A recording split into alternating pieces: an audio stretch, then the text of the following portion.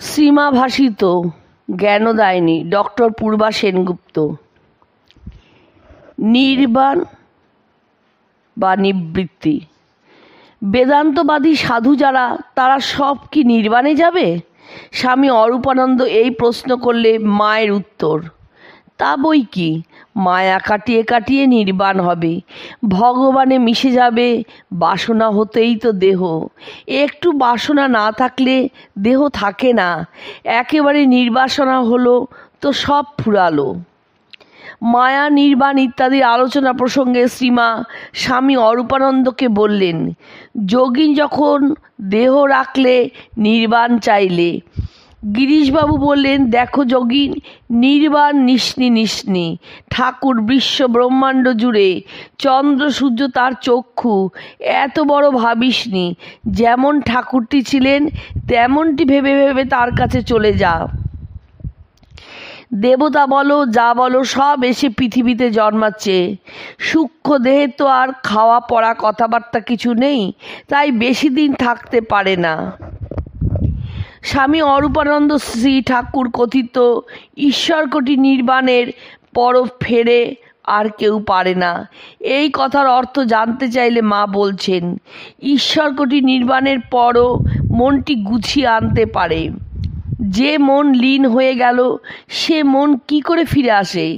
এক ঘটি জল পুকুরে ফেলে দিলে কি করে সেই জলটুকুই বেঁচে আনবে?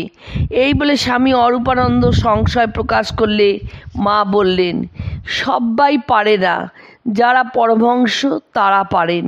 হাঁস জল দুধ একত্র করে দাও, দুধটুকু বেছে খাবে।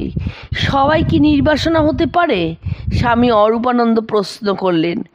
মায়ের উত্তর, তা পারলে তো সৃষ্টি ফুরিয়ে যেত। পারে না বলেই তো সৃষ্টি চলছে, পুনঃ পুনঃ জন্মাচ্ছে। অরূপানন্দ আবার জিজ্ঞাসা করলেন, যদি গঙ্গায় দেহত্যাগ হয়? মা উত্তরে বললেন, বাসনা ফুরলেই হয়, নইলে কিছুতেই কিছু নয়। বাসনা না ফুরলে শেষ জন্ম হলেই বা কী হবে? মায়ের ভাইদের অর্থের আকাঙ্ক্ষা এবং তাদের ঝগড়া বিরোধের প্রসঙ্গে রাসবিহারী মহারাজ মাকে তার ভাইদের আরও সম্পদ দিতে বললেন, যাতে যথেষ্ট ভোগ করে তাদের নিবৃত্তি হয়। মা বললেন, ওদের কি আর নিবৃত্তি আছে? ওদের কিছুতেই নিবৃত্তি হবে না, শত দিলেও না। সংসারী লোকেদের কি আর নিবৃত্তি হয়?